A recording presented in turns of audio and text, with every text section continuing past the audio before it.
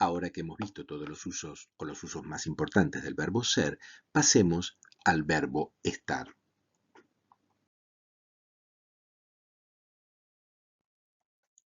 Veamos en principio, para poder entender cómo se llegó a los usos de estar, una pequeñísima introducción.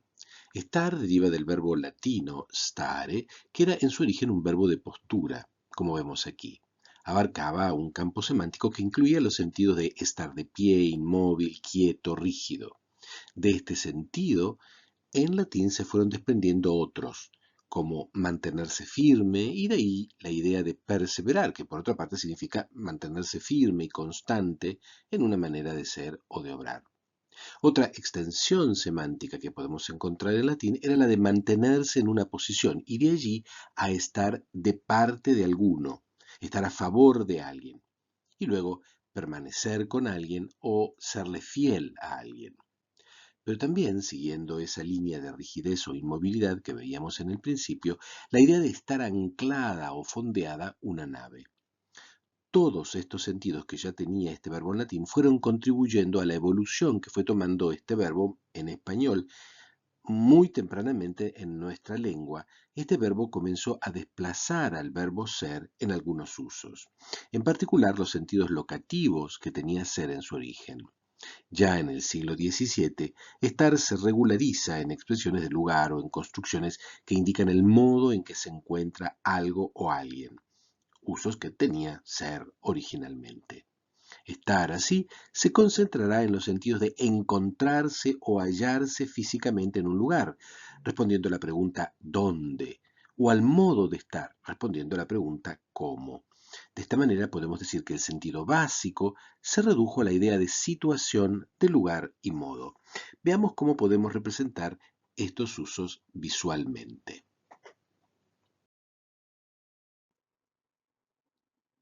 Como hemos visto entonces, inicialmente el verbo estar tenía un sentido locativo. Sin embargo, este verbo sufrió un proceso por el que se relegó la ubicación espacial como predicación primaria para pasar a describir también el modo en que ese algo se encontraba. Veamos esto en detalle.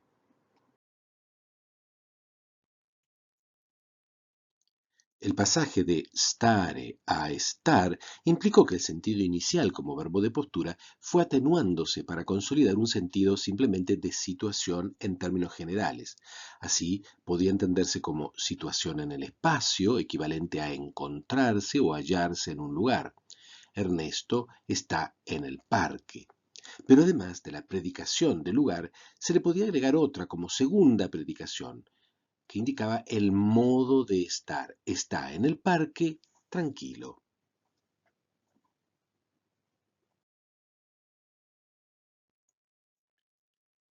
El siguiente paso fue omitir directamente la primera predicación, esto es, el lugar.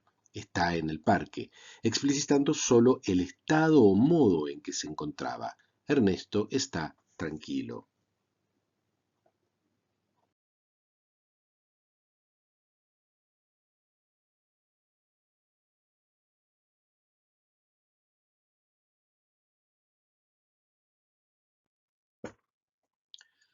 Ahora bien, ese estado también podía darse como resultado de una acción previa. Si la persona está sentada, es como resultado de que ejecutó el movimiento de sentarse antes. Como vemos, en esta situación se encuentra acompañado de un participio que muestra el resultado de ese proceso previo.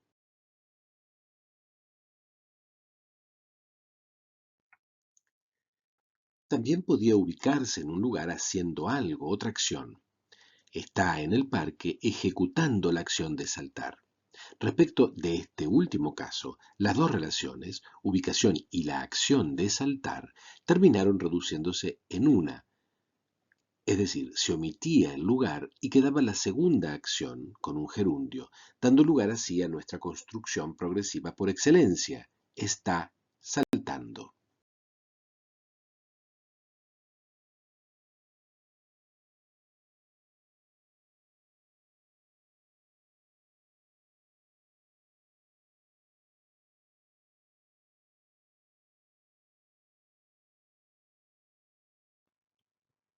Representaré este uso locativo con un icono de un pino o marcador de ubicación que generalmente tiene forma de gota con una punta en la parte inferior.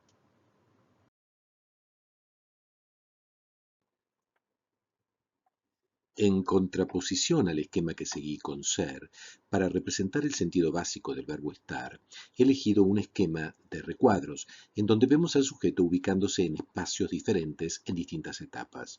Está en su casa, la casa está en Brisbane, Brisbane está en Queensland, Queensland está en Australia. Cada cuadro muestra un lugar en donde se encuentra el sujeto como si se tratara de episodios dentro de una película.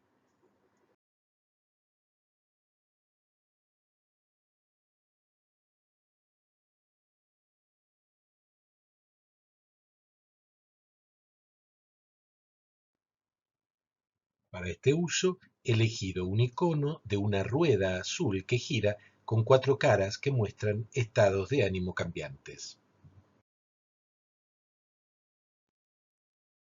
Aquí decidí empezar con un ejemplo que muestra el verbo estar acompañado por un adjetivo o por una construcción adjetiva de postura.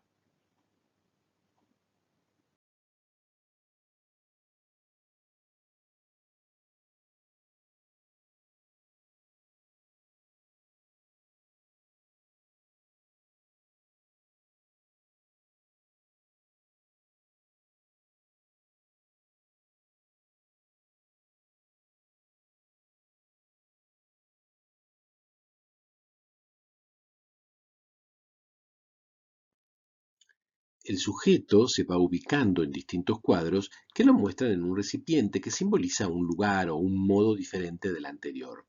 Debajo de cada viñeta hay una línea horizontal que se estira hacia el siguiente estado o lugar en donde hay un nuevo icono de lugar o estado, y así hasta el final.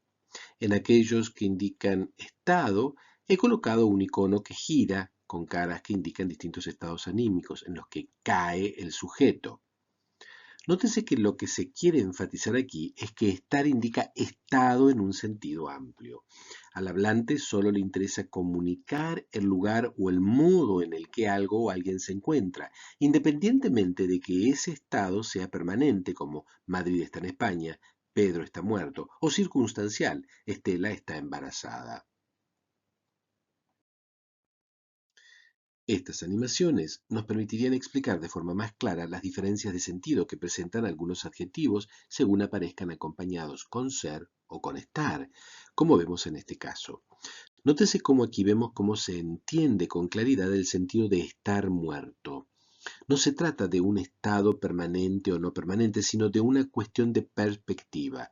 Está muerto como consecuencia de un proceso previo y el hablante solo quiere destacar el estado en que se encuentra, no si es algo permanente o no permanente. Está en un estado de enfermedad, está en un estado de muerte.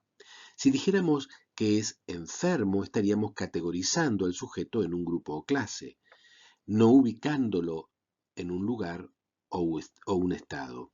Esto es, con estar, la hablante se propone describir ya un lugar o un estado en que se encuentra el sujeto, nada más.